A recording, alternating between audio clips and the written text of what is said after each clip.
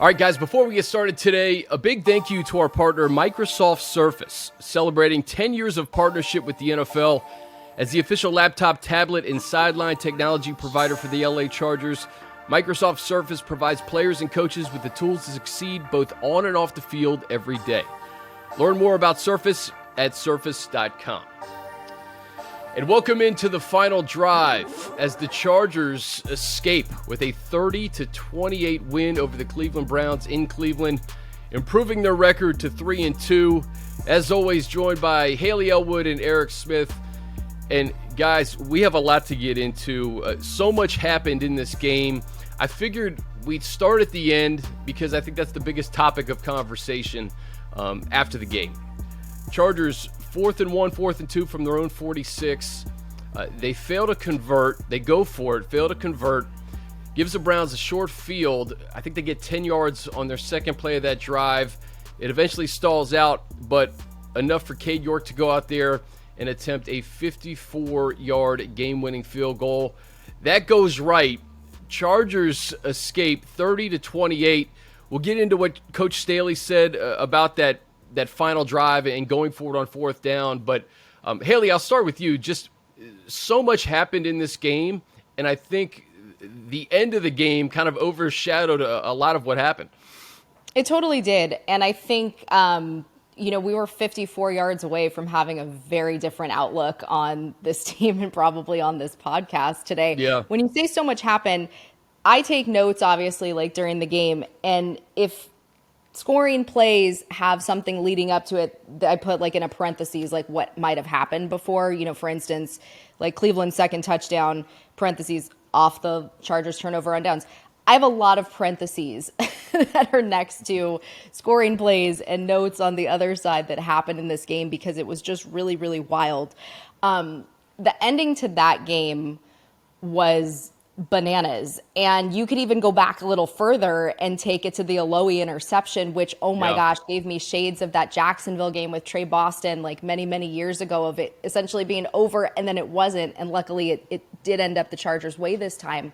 But there was so much that happened towards the end and just sort of utter chaos. I mean, I tweeted this, but Adam Archuleta in the third quarter had said these two teams need to play on prime time because every single time they get together, it gets freaking wild and it gets really crazy and things happen. And it's like CBS is just enjoying the heck out of it because they get drama literally until the very, very end. There's a lot of discourse, if you want to use that word, on the internet and the media and television today about what happened on fourth down. And ultimately, you can say that the Chargers sort of lucked out in a sense, that the fact that Cleveland did miss that field goal in the end. I know I was reading Daniel Popper, and he talked about in the week prior against the Texans, they faced a 4th and 1 from their own 45, led by 3 and converted. There wasn't as much discussion, obviously, because they made it. I think the difference to me was the Browns needed 3 to win. Like, that was it. They only needed 3 points to win. And luckily, they missed the field goal, and it didn't end up happening. It wasn't like a tie situation or anything. They were going for the win at that point. So you count, you take it.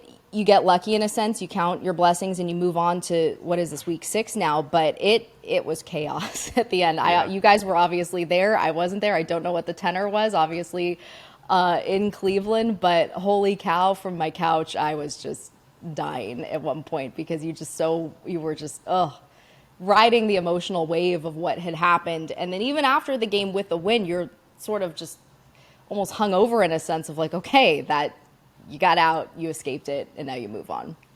Eric, I was in the tunnel there when York attempted that 54-yard field goal, and he pushed it right. That side of the stadium, everybody's going crazy thinking that he made it. It was that close. So it took me almost like 5 seconds to get my bearings to realize that he actually missed it.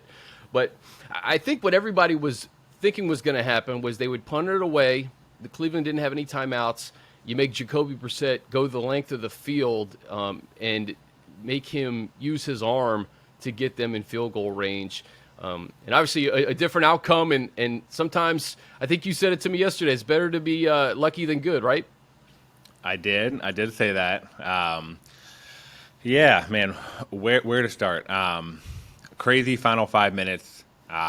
I thought the game was over after the Alohi interception. I thought we were going to milk the clock out, and that was it. I was worried when Cleveland had the ball at the 9 or whatever it was because I thought they were going to score a touchdown. Just kind of given the chaos, like Hayley said, the chaos that was unfolding. In terms of the fourth down, I like it. I'll just come out and say it. I like the aggressiveness. And I get what people are saying, oh, punt it away, and then you try to play defense. And sure, and it's a backup, starting, it's essentially a backup quarterback, right, with Brissett. Maybe if it's a different quarterback, maybe it's a different situation. But I like it because if you get it, the game is over. It's 100% the game is over. And the matchup was good. It was Mike Williams on a rookie corner, and it just didn't hit.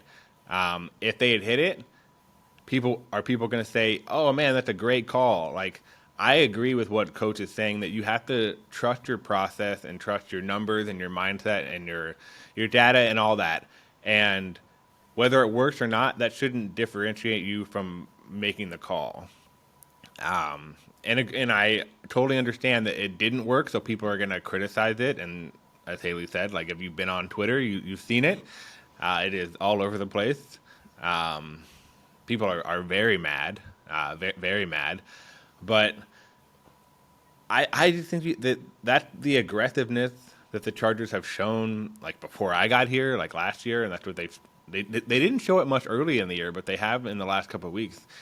And I just think you have to have that mindset. If that's what you're going to be, then be it. And that's what they've shown. Sure, we can say now that they got lucky, and they probably did with the missed field goal. But it worked. And I think you just trust the process, and you just stay the course. And the coach said the next time that they're in that situation, they're going for it again. So I don't know why people are going to be mad about it because we know what they're going to do. Coach Staley after the game, quote, "We believe in our process. We believe in our players on both sides.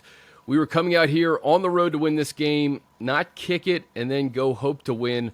I believed our defense would get a stop if we didn't make it because I knew that we could cover them." Later went on to say, "There was no way I was taking our offense out of the field at the end of the game." So to your point, Eric, I think Coach this is what he believes, and that's their process, and that's what they did. They improved to 3-2. They have the Denver Broncos on Monday Night Football with an opportunity to go 4-2 and 2-1 in the division.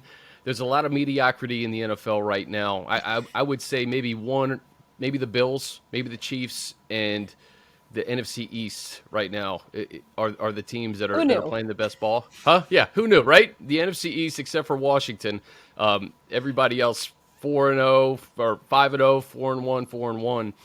So 3-2, you're right in the mix, and you have an opportunity to take on a Denver Broncos team who's obviously reeling. Their quarterback is reeling. They have injuries on both sides of the football, and we can get into that game later on in this podcast. But, Hayley, if you would have told me the Chargers, dead last in rushing offense, would outrush the most prolific running attack in football, and they would combine for 450-plus yards of rushing offense, I don't think I would have an answer for. I don't know what I would have said. I'm not sure what I would have said.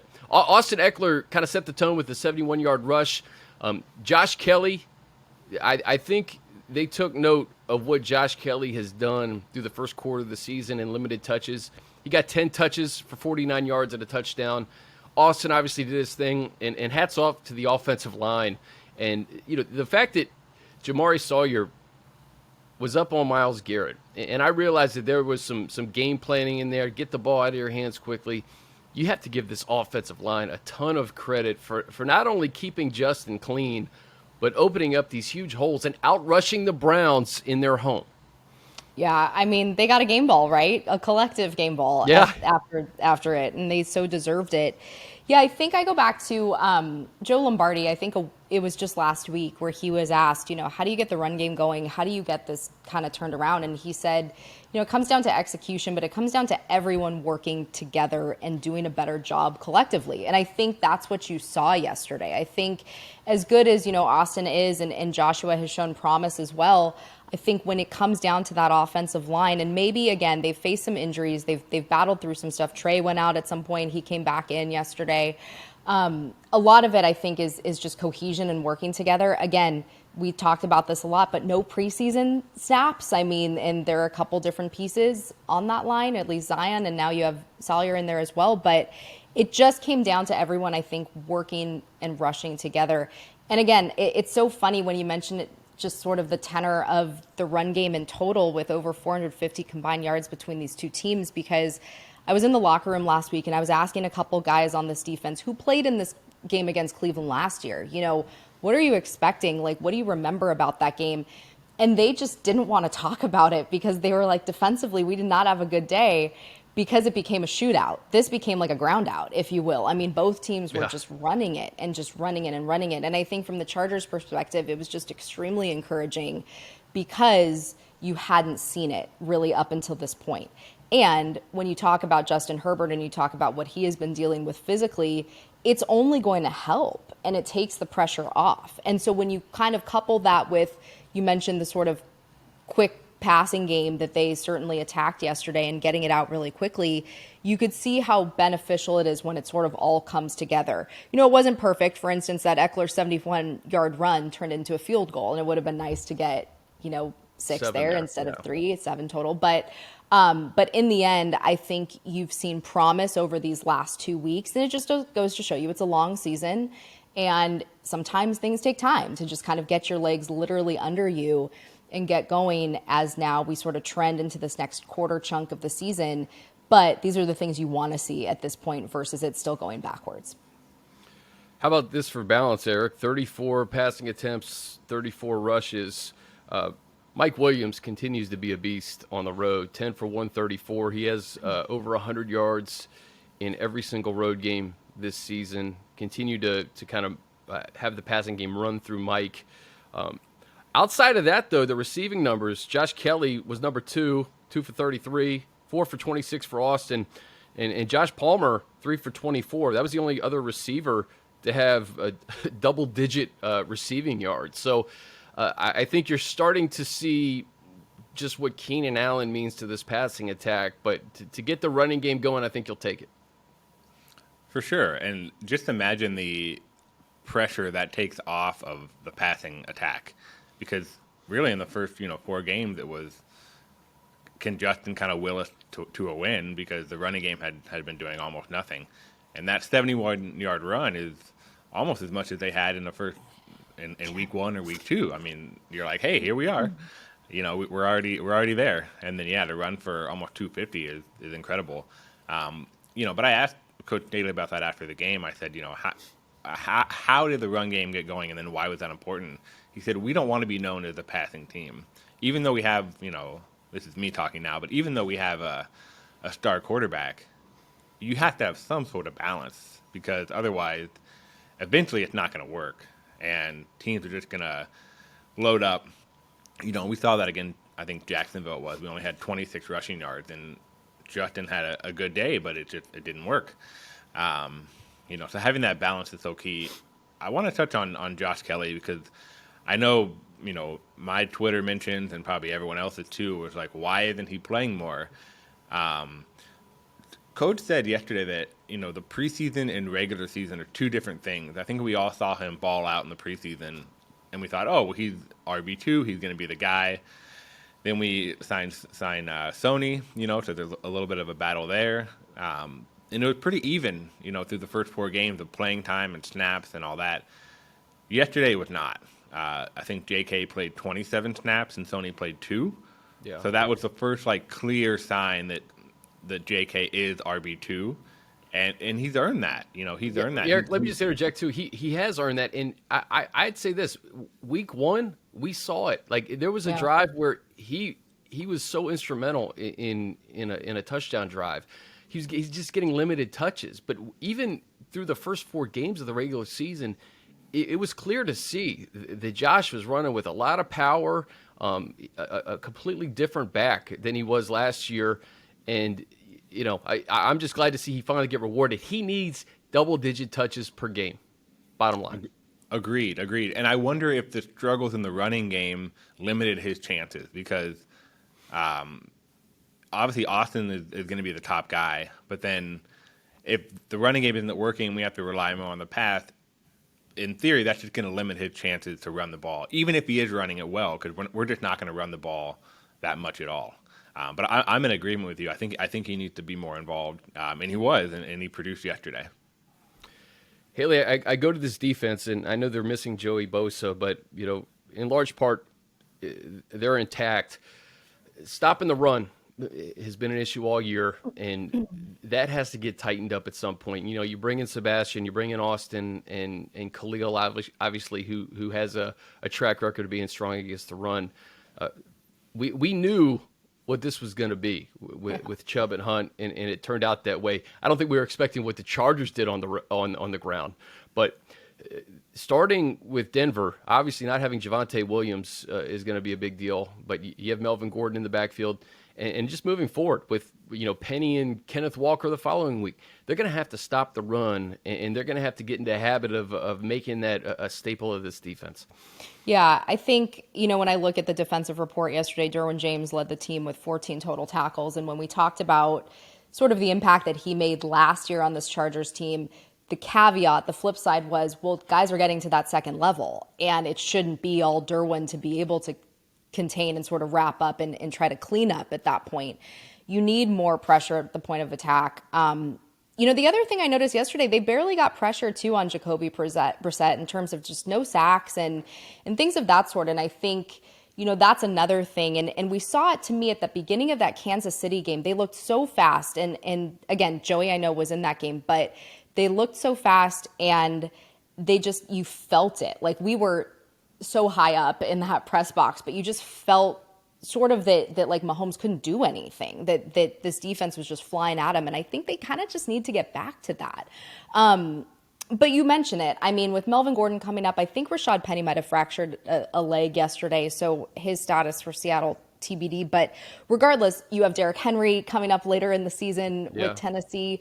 You are going to be facing a litany of really good running backs in this league, and you have to do it. You have to stop it. Try to make teams one-dimensional in that sense too. But it's one of those things that you mentioned it. These guys are largely intact. J.C. Jackson, obviously, I know we're talking about the run defense, but he's back there in the secondary now, relatively healthy. I think you can say he's played the last couple games. It definitely needs to be shored up and needs to be cleaned up. And again, maybe this is a product of just not really having a whole lot of playing time together. But now as you trend into the second quarter of the season, just like the rushing offense has gotten better, the rushing defense now kind of needs to turn that corner and get things tightened up. And Eric, we finally saw them outscore an opponent in the second half, going into today 76-31, or going into yesterday rather, 76-31. The Chargers were outscored the first four games of the year in the second half. They outscore the Browns 13-7. They kind of come alive in that third quarter. And for the second consecutive week, we'll give the defense props here. You close with a interception that should have been the game-sealing interception from Alohi. Yeah, it should have been. I think that's what we can agree on. All week, we heard last week how we need to be better in the second half, and especially the third quarter. Believe it or not, I almost didn't believe it when I looked at the stats on the flight home last night, but the Chargers picked a shutout in the fourth quarter, which I didn't really believe because it was such a crazy game, but they did. And obviously that missed field goal helps. The pick by Alohi was incredible. He obviously made his first start of the season in place of Nasir Adderley.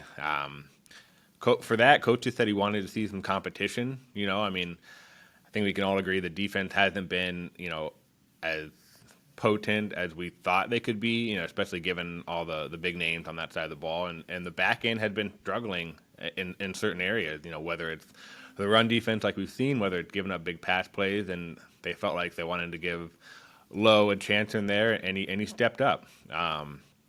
In terms of the pick, I asked him about it in the locker room, and he said it was almost like, speaking of Kansas City, Haley, he likened it to like a play that Mahomes would make, kind of getting outside the pocket, and then it's like, okay, is he going to run? Is he going to pass?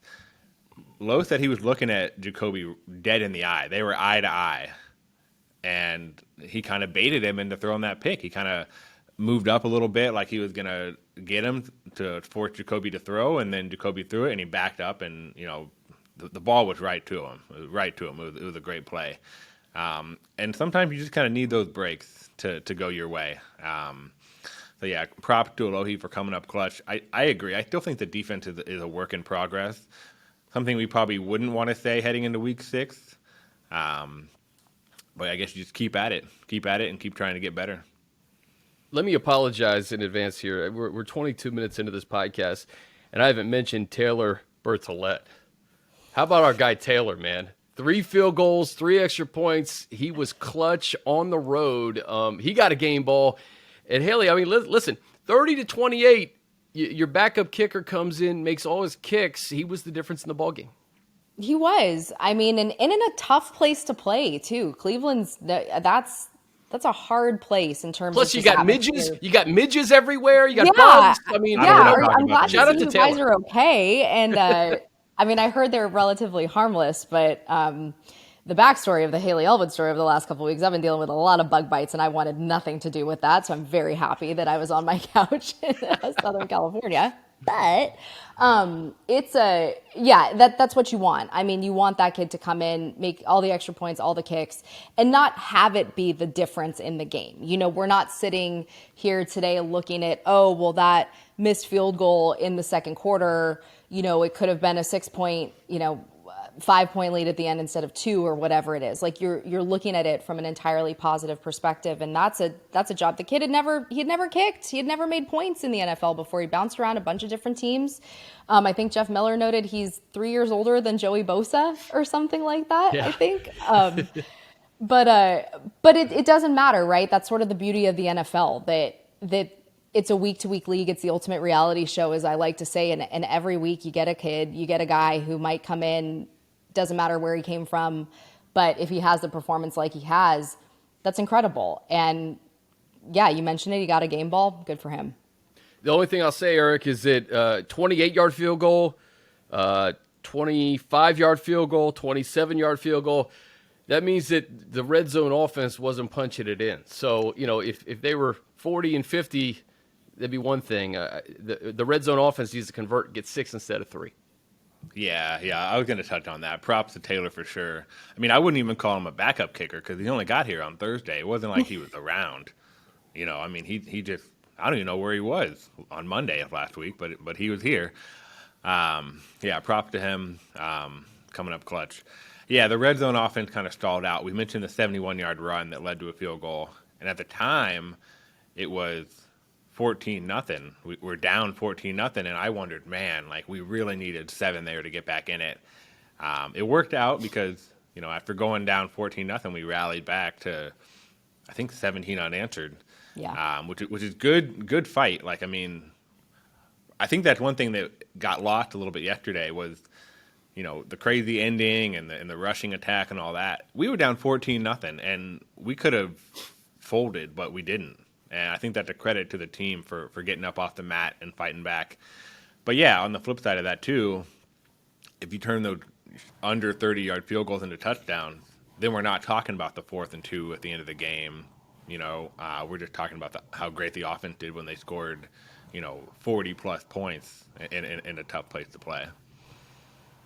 All right, guys, let's push it forward to Denver. And Hayley, we talked about this on the podcast a couple of weeks ago, how we can look ahead a little bit, and you looked at this back-to-back road situation with Houston and Cleveland, and if you win both of them, you're 3-2. All of a sudden, you got the Broncos on Monday Night Football in your place with a chance to go 4-2 and 2-1 in the division. That's exactly how it's played out. I will say this about Denver. For as poor as they've looked offensively, they've been really good on defense. Yeah. I know they have a lot of injuries. But Russell Wilson and company have had to hear about how poor they've been over this first quarter of the season, and they're going to have 10 days before Monday Night Football. So a mini bye for them, and you can expect their best shot. Yeah, I have no idea what to make of the Denver Broncos. I am just perplexed. That Thursday night game was so crazy. But I'll say this, and it's to piggyback off of what you said. I don't think they want to get embarrassed on national television again. And I think they are going to give their best effort. The Broncos have been one of those teams with the Chargers over the last couple of years. You split. Like, that's been sort of a win-loss kind of one-and-one situation. And as we got into this season, you have this weird feeling of, well, now they actually have a quarterback, like a very competent Super Bowl winning quarterback who doesn't really look like it at this point right now. And I know he's dealing with some shoulder stuff or whatever it is, but it just seems to me that I just don't think they're going to lay down and die. Like, I think at some point they're probably going to turn it around. The AFC West is so freaking weird. I mean, bottom line, you just never know what's going to happen week to week. But defensively, you mentioned it, they are very good. And they did deal with some injuries. But again, they had that Thursday night game. They're on this mini bye. Kind of like with Herbert and the rib cartilage, he had that extra time to try to hopefully get back, which he did against Jacksonville.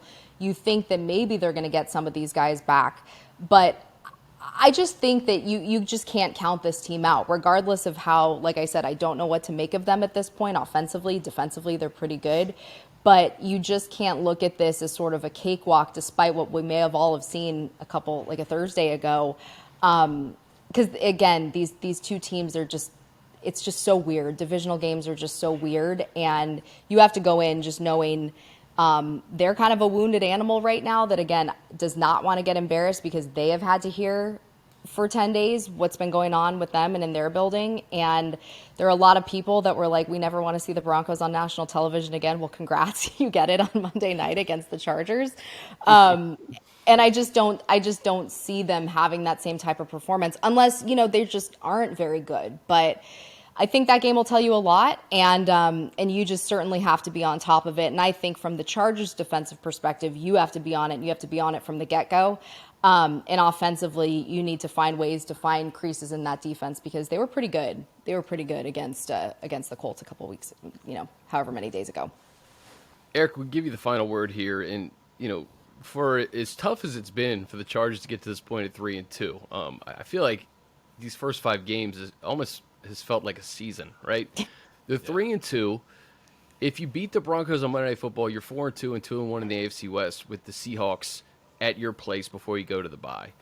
It's a golden opportunity to get to 5-2 with, frankly, not playing your best ball and being able to reset for a really tough back half of this 2022 regular season schedule.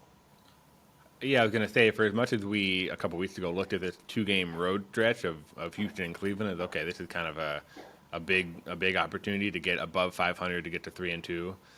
These next 2 home games are almost in the same basket of, hey, keep it going for 2 more weeks, pretty much give it all you have before you get to the bye, because at the bye you can have your break and your rest.